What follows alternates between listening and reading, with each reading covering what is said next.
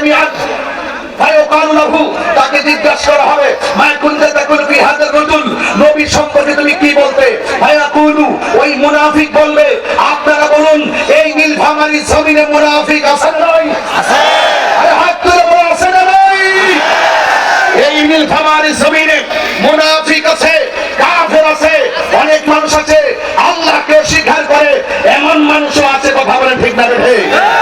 এই জন্য তাকে প্রশ্ন করা হবে নবী সম্পর্কে কি বলতে।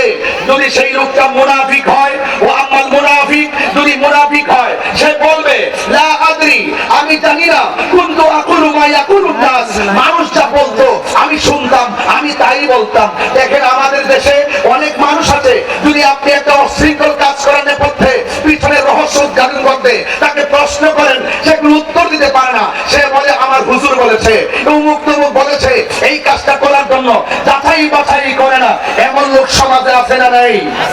এরপরে তাকে বলা হবে ফায়ুকালু লাহু, তাকে বলা হবে লা তারাইতু ওয়া লা তালাইতা, তুমি জানলে না কেন, তুমি তেলাওয়াত করলে না কেন? যখন তাকে বলা হবে তোমার কাছে কোরআন দেওয়া হয়েছিল, সেই কোরআন পড়লে না কেন? তোমার কাছে যারা জ্ঞানী ছিল তাদের কাছ থেকে তুমি জানলে না কেন? ওয়া ইউদরাবু বিমাতারিকি মিন হাদিদিন দরবাতান, যখন তাকে উত্তর যখন দিতে পারবে না তখন লোহার হাতুড়ি দিয়ে তাকে পিটানো হবে। এই পৃথিবীর মধ্যে জীব জানোয়ার সবাই জানবে যে তার কান্নার আওয়াজ শুনবে, কিন্তু দুইটা জাতি এই কান্নার আওয়াজ শুনবে না। গাইরা সাকালাইন আই ইল্লা সাকালাইন, মানুষ এবং জিন ওই কবরের কান্নার আওয়াজ শুনবে না। এখন কেন হাদিসটা পড়েছি? অফকোর্স একটা কারণ আছে। কবরের ভিতরে প্রশ্ন করা হবে কয়টা? আরো বড় করে বলেন কয়টা? তিনটা প্রশ্ন করা হবে। এক নম্বর প্রশ্ন হলো আমার রব্বুকা, তোমার রবকে। আমরা যদি ঈমানদার হয় আমরা বলবো রব্বি আল্লাহ। দুই নম্বর প্রশ্ন করা হবে ওয়ামা দীনুকা, তোমার ধর্ম কি? আমরা বলবো দীনি আল ইসলাম, আমাদের ধর্ম হলো ইসলাম। ওয়ামা কুনতা তাকুলু ফি হাযার রাজুলি মুহাম্মদ, নবী সম্পর্কে তুমি কি বলতে? আমরা বলবো তিনি হলো সেই রাসূল যিনি আমাদের সামনে আল্লাহ সাক্ষী দিয়েছেন। চিৎকার করে বলেন সুবহানাল্লাহ। কিন্তু এই জায়গাতে আপনাদেরকে সতর্ক থাকতে হবে। আমরা সারা জীবন পড়েছি ওয়ামা দীনুকা, তোমার ধর্ম কি? কিন্তু আমার সমাজের কিছু মানুষ আমার মতো টুপি পরে, আমার মতো মাইক ধরে, আমার মতো ওয়াজের মাঠে এসে তারা কি আপনাকে শিখাইতে চায়? আমরা সারা জীবন বললাম ওয়ামা দীনুকা, তোমার ধর্ম কি? আর তারা ওয়াজের মাঠে যখন উঠে বলে ওয়ামা দীনুকা মানে হলো কবর নাকি তিনটা প্রশ্ন করা হবে।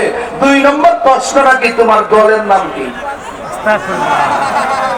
তখন আমার তিনবার ভাবতে হবে যে আমি কি শুনলাম, কি দেখেছি, কি শিখেছিলাম, আর এখন তারা কি বলছে। আপনারা বলুন এখানে কি দলের নাম জিজ্ঞাসা করা হবে না ধর্মের নাম জিজ্ঞাসা করা হবে? আরো বড় করে বলেন না। এই জন্য এই সমস্ত কথায় কান দেওয়া যাবে না। এই জন্য আমার ভাইয়েরা, এই কবর থেকে আমরা কতদিন পরে থাকবো জানি না।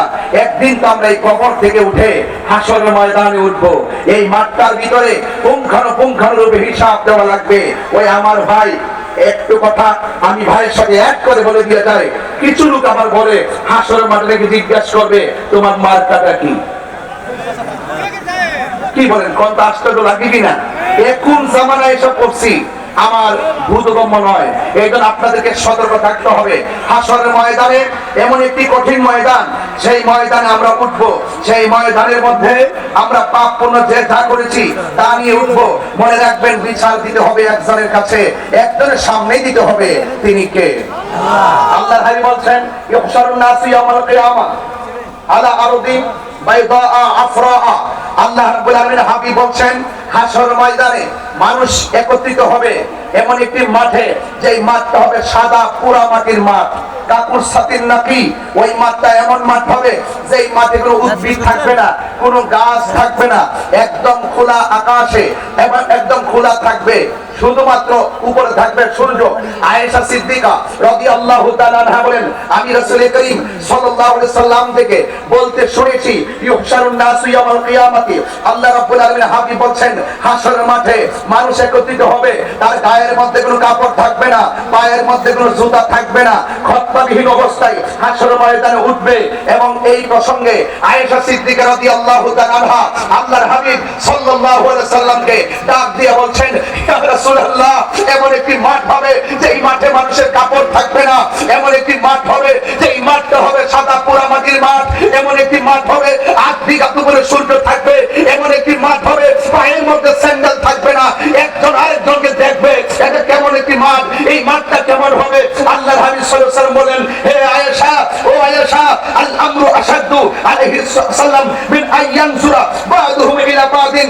আল্লাহর হাবিব বলছেন, হে আয়েশা, এই মাঠটা এমন একটা মাঠ হবে, যদিও উলঙ্গ থাকবে, পায়ে যদিও স্যান্ডেল থাকবে না, মাথার 8 বিঘা উপরে সূর্য থাকবে, একজন আরেকজনের দিকে তাকাইতে 1 সেকেন্ডের জন্য সুযোগ পাবে না। চিৎকার করে বলুন আল্লাহু আকবার।